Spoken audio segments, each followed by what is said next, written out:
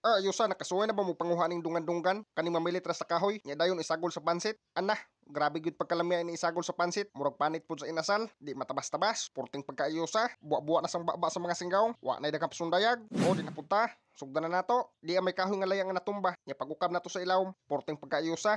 Daghan kayong nanurok ng mga dungan-dunggan. Siguro kadaghan na pud mo kakita ni sa kahoy nga namilit. Amo na siya inugsagol sa pansit. Hadlok lang kayo tan-aon kay murag makahilo bitaw. Maong sa wala pa makahibaw kanang palito na to sa merkado kanang dungan-dunggan. Nara din daghan sa tuwa. Namilit ra sa mga kahoy nga laya. Yeah. Siguro na, pansit. Pagkahuman imuha na siyang humulan og tubig para mahumok. Sagad pud manggawas aning dungan-dunggan. Kana pong ting-uwan. Grabe kusugan ni niya manubo sa kahoy nga laya. Ug sa mangutana pud daw unsay baho ning dungan-dunggan, wala gyud ni siya baho. Mao gyud ni siya numero 1 pud isubak sa pansit. Mura-mura pud siya panit sa inasalba. Grabing pagkaayosa. Awan na, libre na tong pangtukob. Nanatay mapare sa tong bahaw.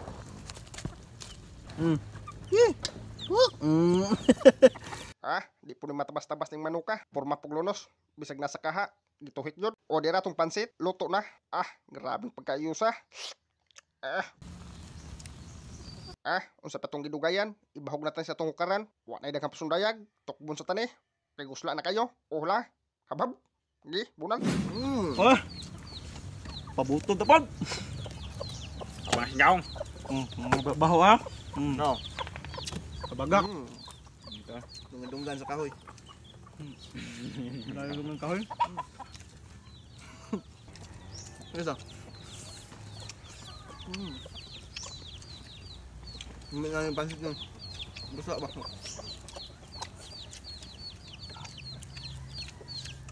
Kumong nga. Masarap daw.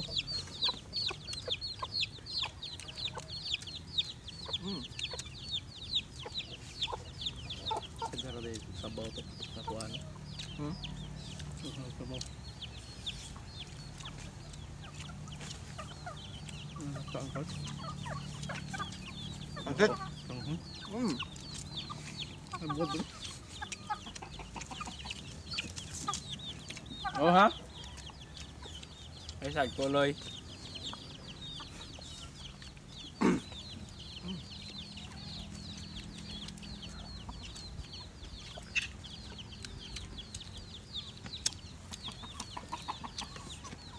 Lungad na.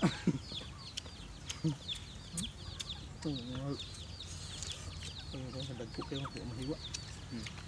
Kung ganun na So, tingnan nyo, nakasalibon.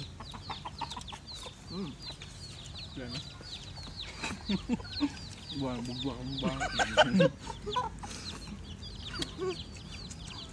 Nasa pilya ba? Naon ba? Hanggang magbugwak ko na. Ipay kahoy. Ito na